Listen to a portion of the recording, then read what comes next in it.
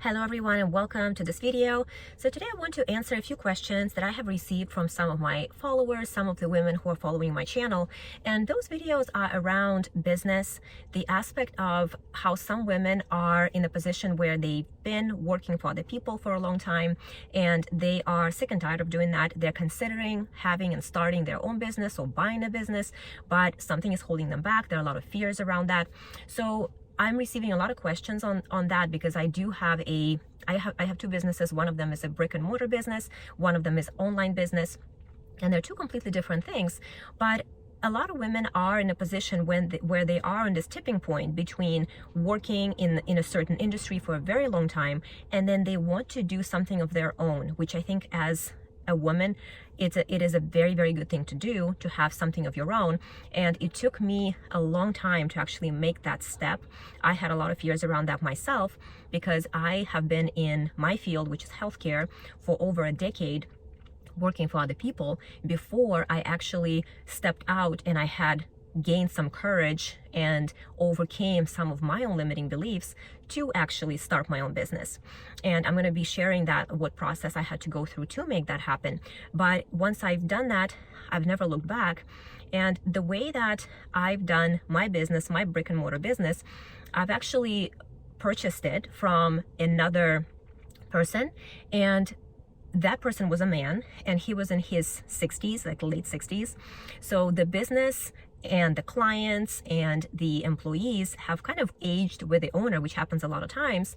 And the business was very, very masculine driven, meaning that the way that he was doing business was very masculine, well, because he was a man.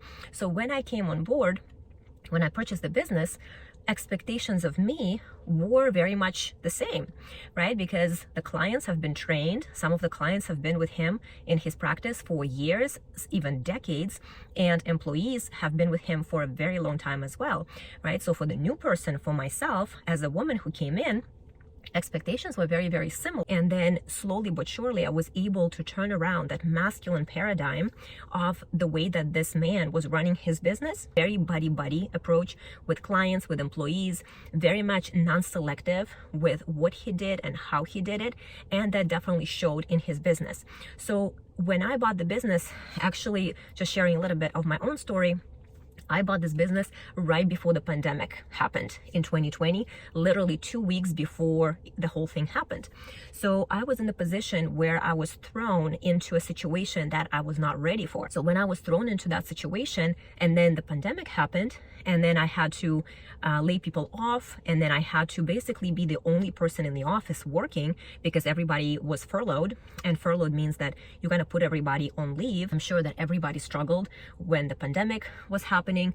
But for me, because it is a healthcare office, we were essential. So I was able to stay open, emergency based.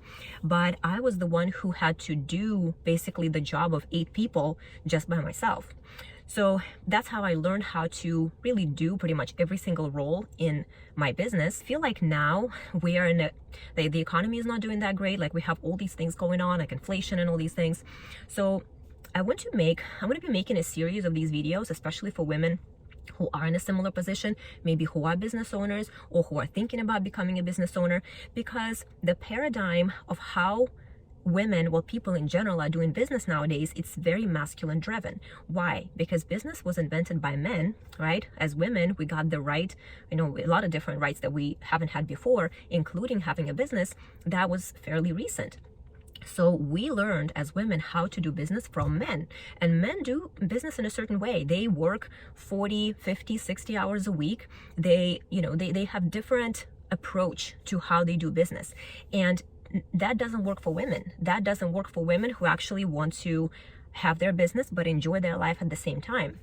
And I'm here to tell you that it is possible to do that. You don't have to sacrifice yourself, your health, your mental sanity, and your family life and everything else in order to have a business. There's a way to do it in the feminine way, and I'm going to be talking about that in my videos here. So many major differences between the masculine paradigm in business and feminine paradigm in business, and I feel like not a lot of people are doing business in the feminine paradigm.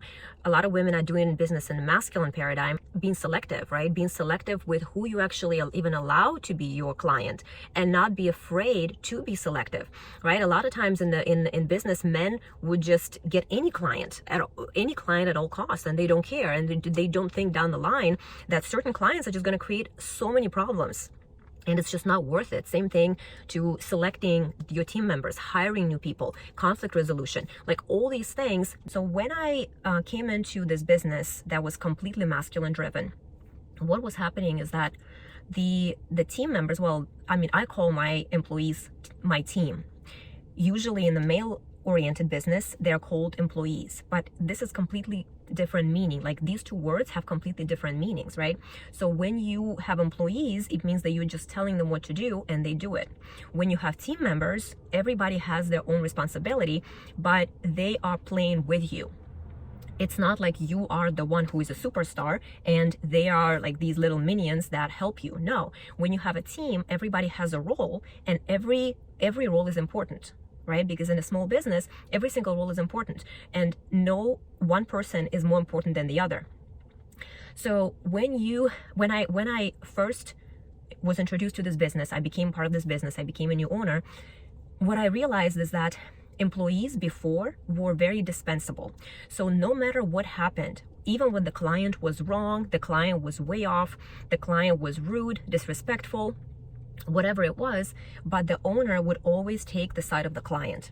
So the employee was always wrong. The employee was always punished. The employee, it came to the point where the employee would almost be fired because they created that, and I say that in quotes, created that situation with the client, even if it was client's fault. They're only concerned about, okay, are we doing the business? Is the money coming in? Like, stop complaining, stop crying, just forget about it, go home. You know, they're very much kind of matter of fact about things. And a lot of times it's like, well, the client is always right, the customer is always right. So the feminine approach to this is that the team members are more important than the clients, because team members are the people who are supporting you, who are literally facilitating the whole process, right? So they're the people who are answering the phone. They're the people who are doing, you know, all these other things in your business. So you cannot afford to have this low vibe. You cannot afford to have turnover of people, because when people are unhappy, they're going to leave, right? And the difference between this male paradigm of business, when nobody really cares about anyone's feelings, it's all very matter of fact. It's all very driven, like production driven, money driven. It's very different from feminine paradigm of running a business. And especially as a business owner, you can run it in a way where you are not exhausted, you are not burnt out, you have good relationship, your business in a feminine way, that just becomes so much more profitable and so much more fulfilling, and you get so much more free time and flexibility. And this is what we want as women, right? We are not created to work 40, 50, 60 hours a week. And if you want to, I mean, you can, I mean, if this is your thing, but I don't want to. And women who work with me and women that I know, they don't want to. So I'm going to be talking about this more, and please feel free to leave me a comment. Tell me what your situation is. I love reading your comments, and I would be making more of these videos, because I think that as women, we just have to do things that benefit our natural makeup, our natural ability to work in a certain way. I love you all, and I will see you in the next video.